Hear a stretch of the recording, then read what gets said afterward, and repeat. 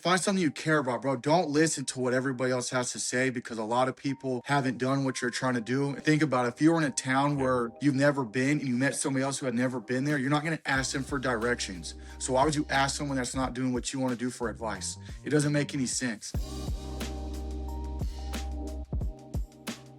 Hey, what's going on, everyone? Welcome back to Life Unedited, where we have real conversations with real people. Today, I'm talking to my guy, Terrell.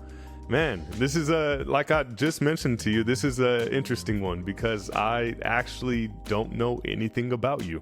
You're the first person that I've brought on where you're a complete stranger. But that's the whole point of this show, and so I'm super excited to actually dive into your story and get to know you a little bit. And before we kind of jump into everything, I kind of like to play this little game called the preface, because as we know, every story has a beginning, and here on Life Unedited, I like to start with what I call the preface, which is just a handful of quick, like rapid fire questions. This to kind of get you warmed up, but also to get a glimpse of your first page. Just say anything that comes to mind. Are you a coffee or tea person? I don't drink caffeine at all, so neither. I guess I'd have to do like decaf coffee. I'd have pick one. Yeah. Interesting. Okay. Good to know. Morning or night person? That's weird. I hate waking up, but I go to sleep super early, so that's like neither two. Yeah, I'm an interested. You'll see. I'm either a really Interesting. interested person or there's a lot wrong with me. So that's I kind of how like that that. goes.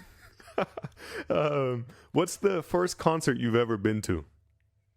A Wiz Khalifa concert. I was 13. Yep, I went to like some 420 concert thing that Wiz Khalifa had at Red Rocks. Yeah. That's crazy. What's your favorite comfort food? Comfort food. I'm a shrimp fried rice guy. Hibachi stuff. Mm, That's me. yeah. I like that. Are you a dog or cat person? Dog for sure. I can't really trust people that got cats. I'm right there with you.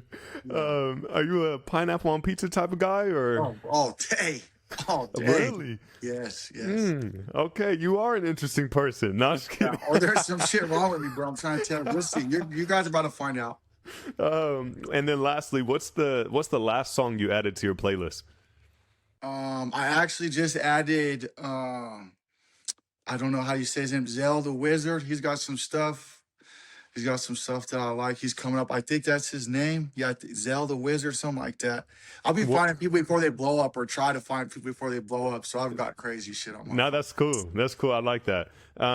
What genre of music is that? He's in there talking that crazy shit. So yeah, it's just like trap rap music. Yeah. Cool, for sure. Cool. Well, thanks. Appreciate that. Well, now that we kind of got a peek at your opening story chapter, let's turn the page. Get into your real story. Yeah. The first question that I like asking everybody to start this off is, tell me who Terrell is beyond your job title. Like who really is Terrell? Yeah, so you'll see a lot of this in my story, Terrell. I'm just in the pursuit of excellence, and it's crazy that how it works out because my job or what I do really is my life, and a lot of that I think is because of where I grew up, and they're just so intertwined. But I'm somebody I really have a heart for the youth. I want to help people out. I really want to be there and kind of be the person I didn't have growing up. So really, Love more that. than anything, Terrell's a friend. Terrell's somebody you can rely on. Terrell is somebody that's going to be there for the real life shit, not just when it's all peaches and cream.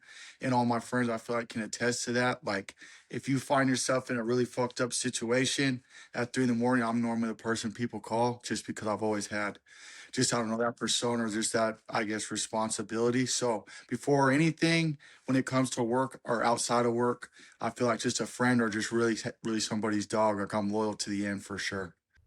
Damn, that's a good way of answering that. I like that. I like to ask that question because people usually take it in so many different ways, but Yeah. that's real. Yeah, that's Well, real. friend, like Terrell's a friend. Like there, a lot Right. of people can reach out to me whenever, whatever it is, big or small. And as we dive into this, you'll see how that part of my persona had a lot of positive. There's also some cons that came with that. Some situations where I feel like I may have been too good of a friend at times. Yeah, got screwed over, right? Yeah, I feel like that happens a little bit to everybody who's a good friend. yeah, straight up. It's just a part of life. It's a part of the game. But for those that you don't know, and I mean, I kind of know, not really. What do you do for work? What is your career? Yep. So basic, long story short, I'm a not natural born entrepreneur. I was a kid that even though I grew up in a really poor neighborhood, I was still out there doing all the little fundraisers, knocking on doors, lemonade stands. So I've just always been an entrepreneur. I ended up going to play ball, but when I transitioned to what I do now, yeah, like I've never really had like a real job, nothing. Like as soon as football ended, I was like, the next thing I'm gonna do now is be my own boss. So Mm, now I'm basically in the early stage, but I'm in the private equity space. I own a it's basically a holding company called Blue Strip, and underneath that, it's Blue Strip Construction, which is probably our most prominent business right now. That's a seven-figure construction company that we have, which is awesome. I had to get that off the ground the grimy way I got. I'm the 100% owner of all of our companies. And there's also Blue Shirt Performance, which is the auto side. So it's oil changes, brakes, window tint, pretty much all things cars. We want to get into mm, performance once that gets a little bit more developed. And then the third leg right now is Blue Strip Trucking. And that is just, yeah, I mean, transportation, junk removal, moving, pretty much anything that requires heavy machinery or trucking capability. So, long yeah. story short, I'm in the private equity space because I don't physically be in the field in any one of those companies. I just own them. But the kind of the spin on it is they're all in the blue collar, I guess, space. Just how with Right. whether it's vehicles, construction, trucking, just because I think AI is going to be a long time before that's replaced or kind of overtakes those industries. So that's why I picked that. 'Cause I don't think it's going anywhere. It's the backbone of America. But at the same time, I'm an entrepreneur, bro. I'm not a construction worker. Like I own a construction company. There's nothing wrong with that. But I'm not a construction worker. I'm an entrepreneur that just happens to be in the construction space, along with the auto stuff and also the trucking side. Gotcha. How long have you been in this private equity space? So I started my first company, I started Blue Strip 4 years ago. Not Okay. even like 3.5 years ago. So fairly recently. My Yeah. last season was fall of 2022. I played at the University of Illinois, and then that following summer, that would have been so like July, August time period of 2023 is when I fully got fully incorporated and hit the ground running. Gotcha. Yeah. So you're still pretty fresh into the scene Yeah, of yeah, things. And yeah. so, would you approach things differently now that you've been in it for about 3 years? Is there anything Oh that you'd be yeah. like, oh man, I should have went this way, or I should have done it this way? I'll tell you this. I know what it feels like to lose 150 grand in 5 months. So there is a lot of shit I would have done differently, 100%. So one thing is, as much as it's super cool to say I jumped right into it, I never had like a quote unquote real job. Yeah. At the same token, if I could do it all over again, I've told people this many times, like I wish I would have just got some little BS job or just something to have like steady income and then kind of let this build up and then dive into it once I had a better grasp of it. Again, Yeah. maybe I wouldn't be as far along or whatever it might be, but if I was to do it again or give somebody counsel, that's what I would say is that. And then two, the biggest thing is like you've got to be able to understand that you can't be God to everybody. Like my whole reason why I started this is I wanted to help people out that came from fucked up backgrounds, and all the industries that I'm in, neither of those require a whole lot of education or anything like that, regards to your criminal background, anything. So that was super cool. I was able to put on a lot of people that I grew up with, but at the same time, there's a reason why Kobe didn't pass that much, bro. Like if people aren't willing to put in the work and don't have the Damn. same vision as you, then yeah, I mean it's really hard to be on that level. So that's two of the things is just one, it's okay. You don't got to buy into all the social media shit like that. You've got to be the next Gary V or whatever it is. Work 100 hours with no job and all this different stuff. So like, it's okay to start with it being a side hustle and let it grow into something you can do full time. Just because income, nothing kills a company faster than the lack of capital. And whether that's your life or whatever it is, having that steady income is huge. And then two, just know that you can't help everybody. So trying to put everybody on or expand too quickly because you want to help out or hire a bunch of people isn't always the best option. So that'd Yeah. be the two things. Very well said. If an 18-year-old came to you, Yeah. fresh out of high school, and was like, Yeah. "Hey, I want to do what you're doing. I want to get into the private equity space," Yeah. what advice would you give that person? One, find something that you really care about because, for example, when you are in this space, since you don't necessarily do the work completely or you're not necessarily like an owner operator, you just own the business. Find something that you care about and are really willing to learn everything there is about it, because Mm. you can kind of alleviate some of that stuff. And two, just find something you care about, bro. Don't listen to what everybody else has to say, because a lot of people haven't done what you're trying to do in the most of the time, especially when you're 18, you have big dreams. And think about it, if you were in a town Yeah. where you've never been and you met somebody else who had never been there, you're not going to ask them for directions. So why would you ask someone that's not doing what you want to do for advice? It doesn't make any sense. So that'd be the biggest Mm. thing, is like follow your passion, follow your gut if you're willing to work hard enough, and then pick something that you would do for free, and it's just a benefit that you're getting paid for it.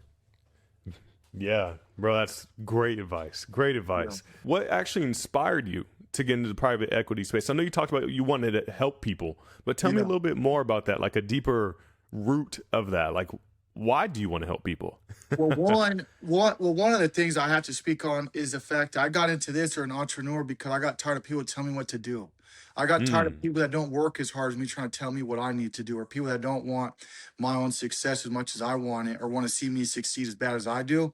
So I was like, if I'm gonna do that, I need to be my own boss, just off rip. And then two, I want to make a lot of money. I'm always open about that. The name why it's called Blue Strip is because that's on $100 bills. Like, we're here to make money. And the reason why that is the more capital and money I have, the more lives I can change. So that's why I'm very open up front when it comes to, like, we're in this to gain capital and make money.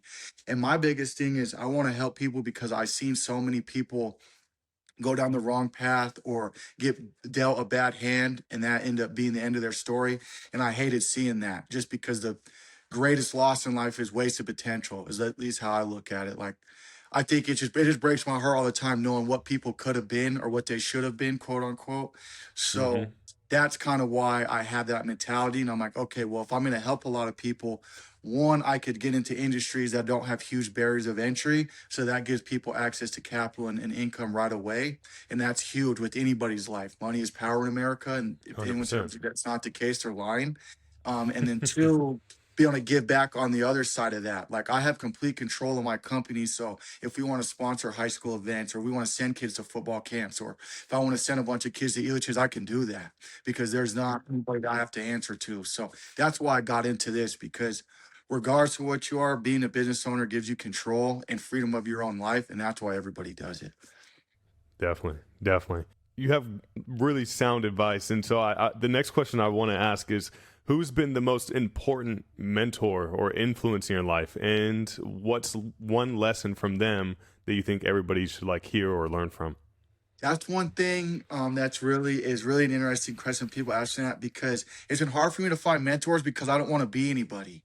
Like, Hmm. there was nobody doing what I was doing for me to go ask or kind of like look up to. But when it Interesting. comes to mentors, there's people in construction space that have definitely taught me a lot.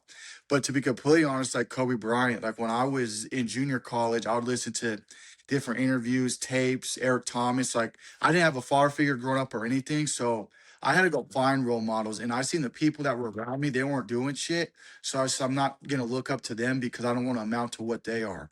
And so then I went to other spaces, and yeah, like Kobe Bryant, Eric Thomas, people like that, Michael Jordan. Those are kind of the people I looked up to. Like, I was weird, bro. Like, I'm the type to I've listened to Elon Musk's entire autobiography, Tiger Woods, all that stuff. So I had to go find role models, or just find people that were doing things that I cared about, or people that were in the elites of their industry. So that was kind of like the role models. Is there a mistake that you see that's repeated in your industry that people make? And if so, Yeah. was like, did you have to learn that the hard way yourself?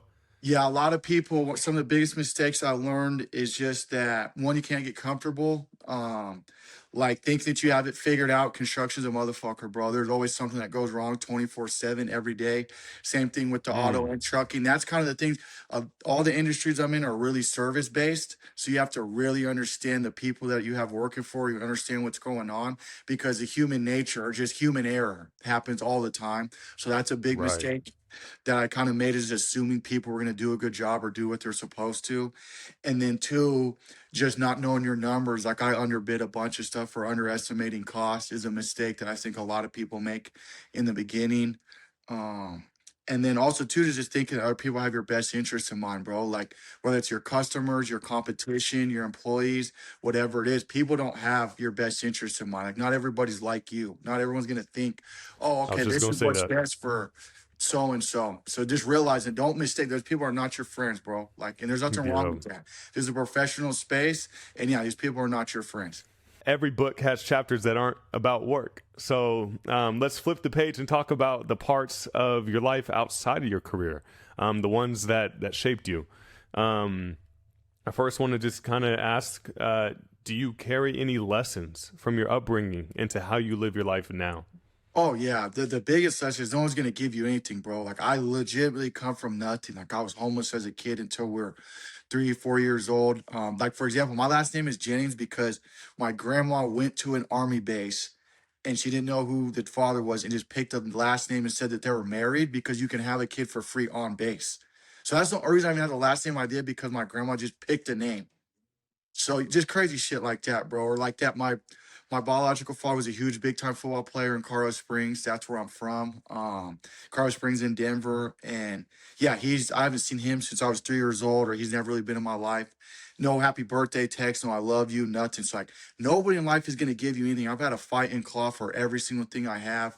Parts of a single team mom. Like no one's gonna come save you. No one's gonna come, oh, well, you're working really hard, so I'm just gonna do this for you, or yada yada yada. So that's the biggest thing I learned is that everything's earned, bro. Everything is earned.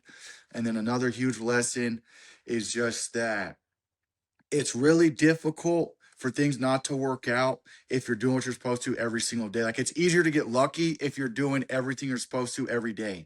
So for example, like when I was playing sports, I was able to train with the Mano Centers and meet like some high level professional athletes because I was at the facility every single day. Like there was no way for me to miss my opportunity because I was there every day. So whenever that lucky break Damn. came, I was there.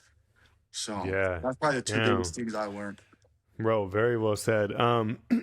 Just to kind of give a little like same experience as you and what you just said, that when I was learning to become a software engineer, my mentor at the time was telling me that opportunities are going to come your way, but if your skills don't match those opportunities, you're going to lose those opportunities really fast.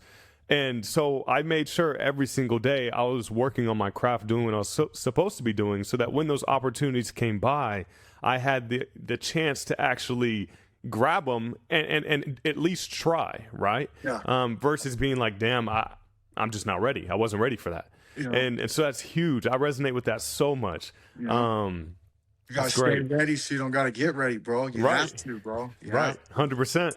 to. What's a relationship or friendship that changed you for better or for worse? Definitely. Well, I'm gonna talk about one for better, which you actually know I'm Osai, bro. That's my dog. My Shout out God. to Oso. That's Yeah. my guy.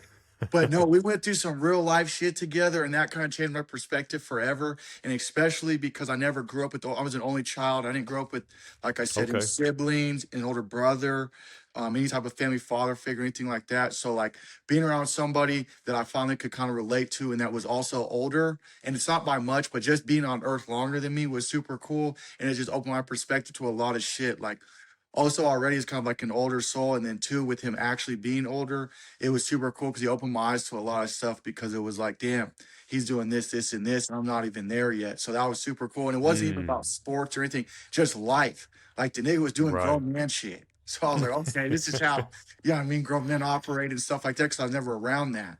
So that was Mm, super cool. And that definitely changed my perspective forever. And yet to this day, we went through so much crazy stuff together that's will always be my dog. And it definitely changed my life for the better because there were so many things that he was like more mature when about that I'll always respect and appreciate.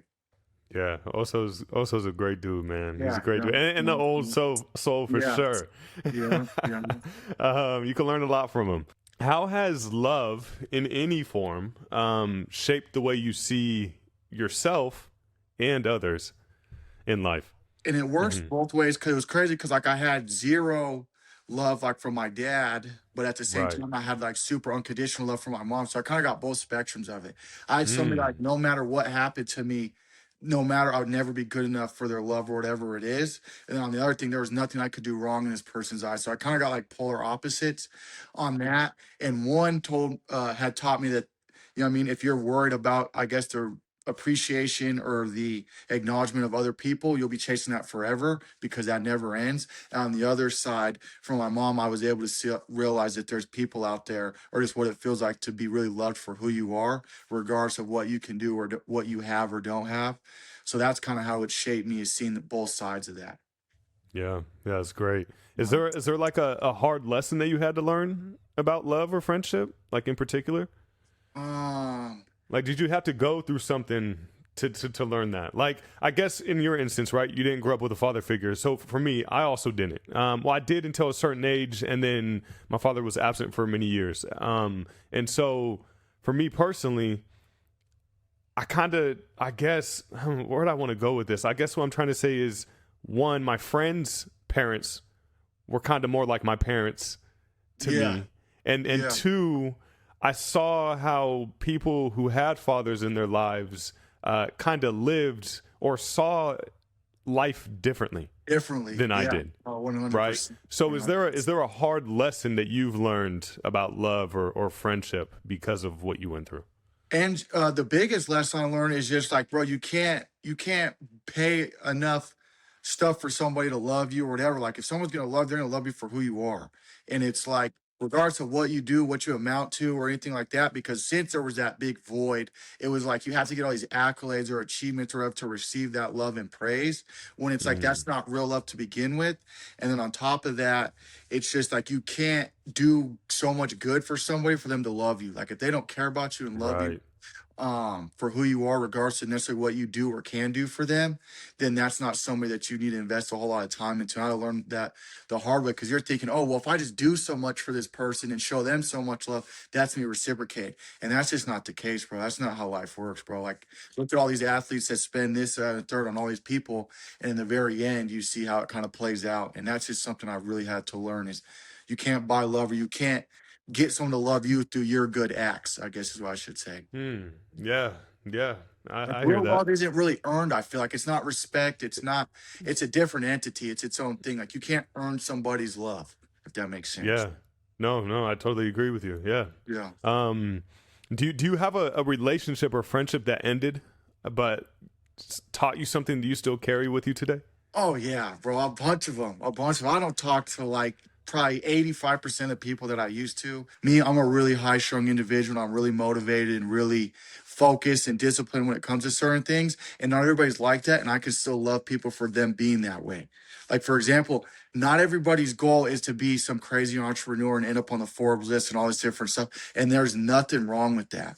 But that means that they might not necessarily be in the same spaces as you 24/7, like when you guys were growing up, if that makes sense. Like, I realized that people want different things out of life, and there's nothing wrong with that. Cause I used to be like, well, why don't you want to be the best version of yourself? Like, that doesn't make sense to me. Like, but there's more to life than just monetary or like success or achievement type stuff. And there's nothing wrong with people not wanting that.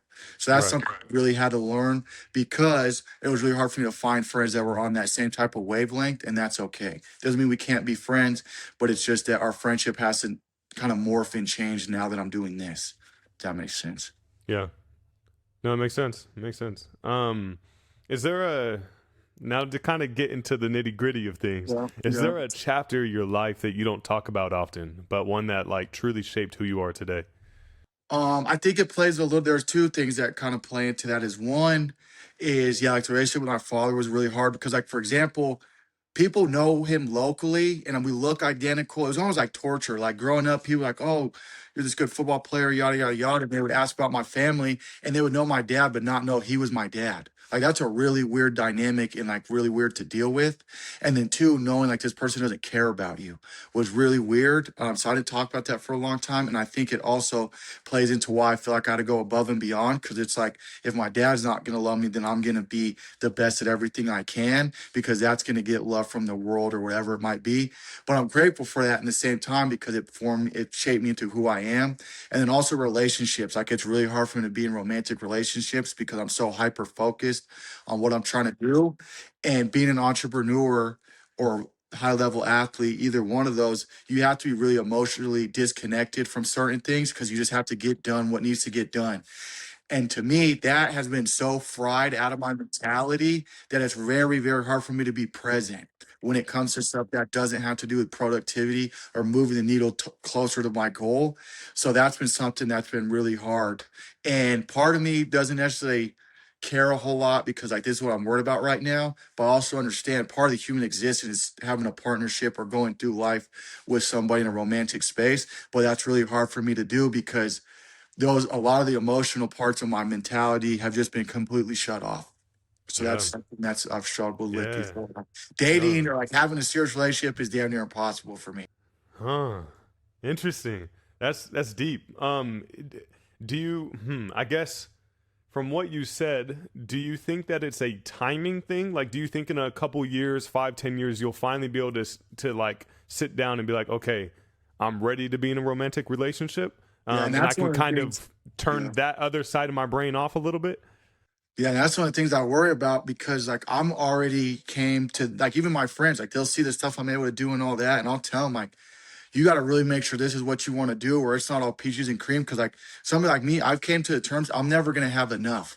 Like I'm always going to want either more money, more cars, more success, whatever it is. At least right now, maybe I'll change down the road, but I just came to terms with that. Like I'm always going to be striving and climbing for more. Like I only feel alive when I'm building, Hmm. if that makes Interesting. sense. Like if I'm not building or working towards something, I don't feel alive. Like I really feel like I'm holding my breath. So with that, Interesting. I've had to look at myself and be like, damn, like I want kids and I want a family, but at the same time, I don't know how I'm supposed to be emotionally, whether it's mature or whatever it is, available enough to be in a serious relationship. So I've had to come to terms with that. That like I might not end up with anybody. And that's kind of a crazy realization to have. But if I Mhm. have to choose between the two, at least right now, that's what I'm focused on because my whole point of being alive, I feel like, is to take care of my mom and my sister and reach my full potential. And it's like if putting a partner into that mix is going to jeopardize either one of those prongs, then I'm not willing to make that sacrifice right now. Down the road, maybe, but I've had to come to terms with that. Like, what if I just don't end up with anybody? Which is Right. kind of a fucked up thing to do, but that's just real life, bro. And I'm a It, real person. Like, I'm gonna just say it how it is. yeah, yeah. No, I see that. I got so many questions. I'm so curious about this. This is interesting. Do you? I'm going off a script, but I want to Whatever, because this is man. interesting. Whatever. Yeah. Do you? Are you the type of person that goes on vacations? Like, do you like to try? Like, and I'm talking about you on vacation and you don't look or talk about work. No, that doesn't happen. And that's what, bro. Hey, real shit, bro. If anything I'm saying is bullshit, ask Oso, bro. Like he used to come out and train like, bro, like, and part of me really thinks that that might have been why my career was cut short, was just because whether it was overtrained or whatever, and maybe it's some type of trauma response. And almost like this saying, like how they say sharks don't ever stop swimming. Like that's kind of how I feel. And maybe it's because I don't want to sit with my own thoughts or sit with kind of like the things that have happened to me. That's And what I yeah, was getting bro. at. Like Mm-hmm. yeah, no, it's crazy. Like, ask like there'll be times he'd come out Damn. like, bro, this is fucking insane. Like, he would come train with me, like, bro, this is crazy. Like, that you're even able to do this and you do this every single day. And then even the vacation thing, like, I actually went out there. I went to Sacramento to go see him and he stayed with him. And yeah, I was on the phone like good majority of the trip or whatever, just because that's just the way I am. So no, to answer your question, Damn. no, I really don't do vacations. And when I'm gone, I'm doing a lot of stuff like that. Like, the only places I have visited are all places that we might potentially have a location. So it's Right. like I'm down there scoping out what it would be like with that. So which I worry Right. about sometimes. Like, and by no means am I saying like I'm not the guy that gets on social media or whatever and is like, oh yeah, this is the way you're supposed to live, whether it's like Gary Vee, the Andrew Tate to the world, stuff like that. I live like that, but I don't recommend people to do that, bro. Like there's parts of the human experience I just don't get to experience. And I'm at peace with that and I've made terms with Hmm. that. But I don't recommend that for everybody because it takes a very certain type of individual to live the life Specific that I live. person. Yeah. Yeah. And it 100%. might not be good. Like there's only one way I know how to live, and I don't know if that's the right way. Yeah, and many would say it's not. So, we've talked about your work, your relationships, the lessons that shaped you. But before we close this chapter, I want to leave people with one piece of you they might not normally see, Yeah. or hear about. And so the Yeah. last question that I want to ask is, when was the last time you truly felt at peace? And what made that moment possible? Um, well, I ran out the tunnel So because Illinois is in the Big Ten. So when I played there, it was fall of 2022. So we were really good that year. We had a bunch of injuries towards the tail end of the season, but I played with a bunch of really good guys. Like shout out my guy Spoon. He was the other corner. He played for the Seattle Seahawks. He went third overall. Sidney Brown, he's my roommate. That's my dog. Shout out to Sid. He plays for the Eagles right now. Chase Brown was my roommate. He's on the That's dope. Cincinnati Bengals. Quatavius Martin, my dog. He plays for the Commanders right now. But anyway, so we were really good. All that was awesome. We had like the number one secondary. We're super good. But the first time I ran out the tunnel in the Big Ten, like when I made it to the Power Five level, like that's when I really felt at peace because that was just something I wanted to do ever since I can remember. Like that's when I was like Right. kind of like the I made it moment, or I was really Yep. like, damn, like, okay, everything I've been through, but the fact that I was able to overcome that and persevere through that, that was awesome. And I just felt like a huge sense of relief. Like I proved myself right. Like all the coaches who said I wasn't this, all the people in high school that said I thought I was overrated, all this different stuff, right? All the doubters, even like my dad, like I was able to officially say I played at a higher level than he did and all that. Cause even though he was a Division One player, like he didn't play Power Five, so you feel me? And then not Big Ten at that. So I was like, I mean, yeah, you know what I'm saying? So that was super cool. Kind of proved myself right. And then two, when I was able to buy my mom her dream car, that was awesome. That was just something like I said from when I was little. I'd always said like that's what I was gonna do. So that kind of That's was so once that cool, I proved man. myself right. Cause when you do anything special in life, there's a tons of doubt that goes with that. So that was 100%. something that 100% was some peace, or just like, damn, like I was right, I'm enough, all that type of stuff. Yeah. I'm curious. What was your mom's dream car? She wanted a red Mercedes, so I got her one of those. It was cool. Okay. Yeah. Yeah, that's dope, man. That's so cool. That's so cool. Thanks for sharing that, bro. Well, Yeah, hey, no problem. Terrell, thanks for being on. It was Yeah. great having you on. I appreciate you for being willing. If you'd like to shout anything out, like anything new or upcoming that you have going on, yeah, let the people know. Yeah, please. The biggest thing was Blue Strip. We're all about the pursuit of excellence. Obviously, it embodies who I am and the way I look at things. But yeah, just the biggest thing I could shout out is just hold up your end of the deal. There's a lot of companies that say, "Oh, we give back to the community, we do this." Like, hold up your end of the deal, bro. That's the biggest thing because a lot of shit people just do for PR or whatever because it looks good or sounds good. But if you check our social media out, like we're really in the streets, bro. Like we're really helping people out. Like homeless people, we'll let them come pick up trash on a job site, all that type of stuff. Give back to the community. All that. I don't give a fuck, bro. Like if we say that this is what we're gonna do, and I have a heart to help people kind of reach their full potential, then that's what we're gonna do. So I just challenge other people to do that, and please just keep an eye out for us. And we appreciate all the support because we're giving back every day. Hell yeah. Hell yeah. Well, thank you for everyone out there watching and joining us on this episode of Life Unedited. If you know someone whose story you want to hear or have questions you'd love me to ask future guests, let me know in the comments down below. But until next time, I'll catch y'all. Peace.